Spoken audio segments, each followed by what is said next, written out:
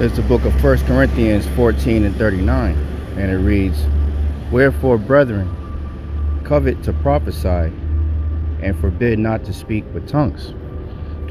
First and foremost, before I get started, I want to thank Yahawah, Bahasham, Yahawashi for putting the spirit on me to do this lesson. I want to give all praises, honor, and glory to Yahawah, Bahasham, Yahawashi, Bahasham, Rakakadash. Double honor to the apostles and the elders, the GMS, who teach and rule well, who taught me his truth. And salutation to you brothers and sisters that are out there listening, learning, fighting this good fight of faith. So it's going to be a quick hit, something spiritual just, happened, and, I was just inspired through the spirit, to do a lesson, So, I just went, before camp, went to use the restroom, at a fancy hotel over here by our campsite. And when I went to use the restroom, there was like a gift bag, and it said "Covet" on it. And that's what I'll put in the post production, that picture that I took of the bag. But it was on the gift bag, and it said "Covet." What it, just covet. That's all it said, And I thought it was spiritual because I was actually going to another spot, and then I ended up, using that stall for the bathroom, and lo and behold, on the door there's a bag hanging there, a gift bag, and it said "Covet." So I already knew that was the spirit for me to see that, And this is the definition for covet. It says to covet means to strongly desire to or crave something, especially something that belongs to someone else, often with feelings or of jealousy or possessiveness, right?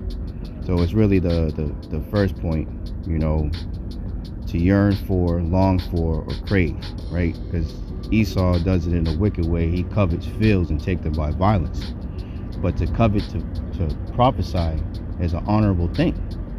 And as we, us sincere brothers who are men of the Lord, and covet to bring out this word and covet to prophesy, as long as we have that same spirit on us, the Lord will continue to increase us. And that's why we got to continually ask Yahawah by Shem Yahawashi for the increase, man. Because as the scriptures say, let's get that.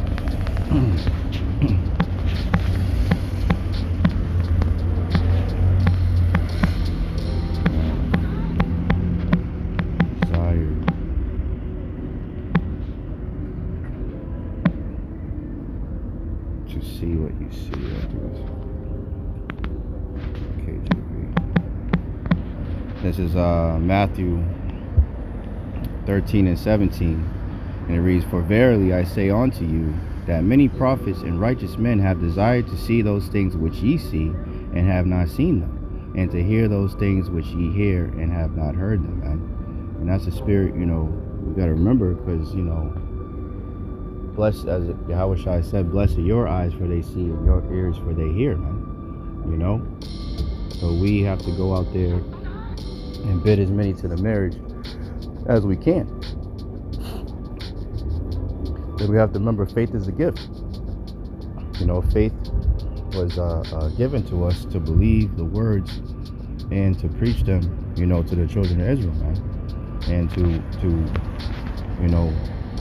Lord's will, they get the increase, man. So they continue to grow in this thing and believe, excuse me, and ultimately be saved, man. Because that's the goal, man. To preach to the children of Israel so that they would believe and receive salvation, and to preach to the other nations and let them know the judgment and 2/3 of our people, man. Of the coming calamities, to come, which are all prophecies, man. So there's a mighty work that we've been allowed to partake in, and we have to continue in that. And even when we have our low moments, in the spirit and everything, and we feel down, and we don't, Satan tries to mess with us and put that doubt demon out there. This is part of the fight, man. You know, as Apostle Paul spoke about running that race, man. It's a part of running that race, fighting that good fight of faith, man. You know, always showing up, never quitting. You know, no matter what befalls you. As Apostle Paul said, he is convinced that nothing can separate him from the love of Hamashiach, man. And that's the type of time that we always got to be on. You know, no matter what befalls us, we're going to show up and do this work. Because we covet, we yearn to prophesy, man. We yearn to do the work of the Lord, to bring out the words of the Lord, Yahawashi, in this current, present evil world, man. And that's what we always have to be on, man, no matter what. Because there's a lot of these you know, elites and you know, wicked jakes in the world. You know, they're pretty much praying against us, man. You know, they're wanting our downfall. You know, they're wanting us to fail. You know, they're wanting us to bow out and give up and quit. You know, but the men of the Lord, they're not going to do it. Why? Because they covet to prophesy. They yearn to do the work of the Lord, man. You know, as let's get that. Let's see. Jeremiah words. Shut up in my mouth. I think that's after shut.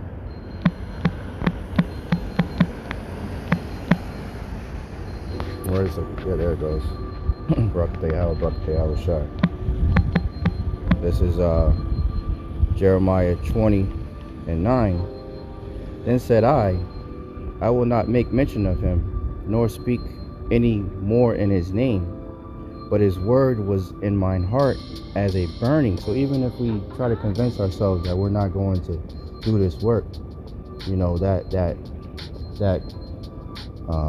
yearning for us to prophesy is in us, man. You know, we have to embrace that. And it says, but his word was in mine heart as a burning fire shut up in my bones, and I was weary with forbearing, and I could not stay. Right? So he couldn't not speak the words of the Lord, man. It was fire in him. Just like, you know, Jadakiss said, you know, the word, you know, it's not the word, but he says it's, you know, it's so hot in his mouth, you got to spit it out, you know, when he's talking about rapping and everything. And that's the same way the men of the Lord that are covenant to prophesy can feel. Even if we, you know, you might have a thought that, you know, oh, you know, I'm not really going to say much at camp today, or I'm just going to read, fall back, or however, whatever thoughts you might have. In the midst of speaking, brothers are going to say things, and you're just going to be compelled, right, to prophesy, to speak of prophecy, right? So that's what it's all about, coveting to prophesy, man. You know, we are prophets, and Lord's will we're of that number of Yahawashi, man. And we have a job to do. And as the scriptures say, the spirit of Yahawah by Hashem Yahawashi is the spirit of prophecy, man. So you can't help but prophesy and covet to prophesy, to yearn to prophesy, if you truly believe in Yahawah by Hashem Yahawashi and his words and everything that is coming, you know, upon this earth via prophecy, man. So that's pretty much it, you know. Remember, brothers, you know, be in that spirit. Covet to prophesy, man. Yearn, you know. Don't give up. Don't quit. Don't, you know, when it gets hard, you know, when it gets tough, the tough get going, man. You got to be in that spirit, man. Because there's going to be a lot of men that claim to be men of the Lord that are going to quit in these days, man.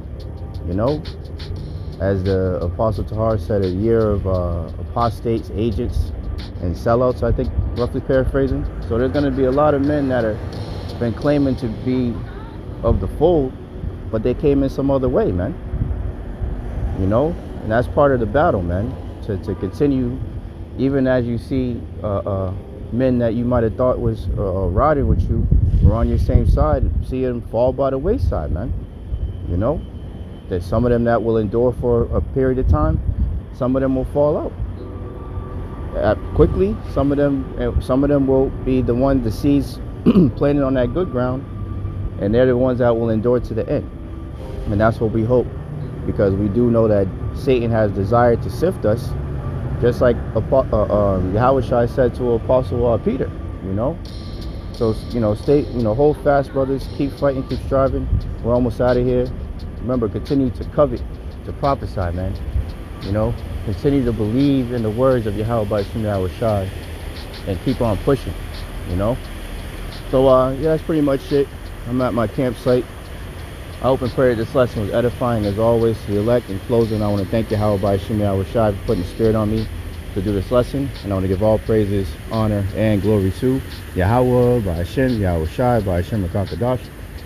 Double honors to the apostles and the elders of GMS who teach and rule well.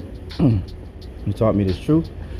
Your salutation, my fellow brethren that are pushing this word in all truth and sincerity. Excuse me.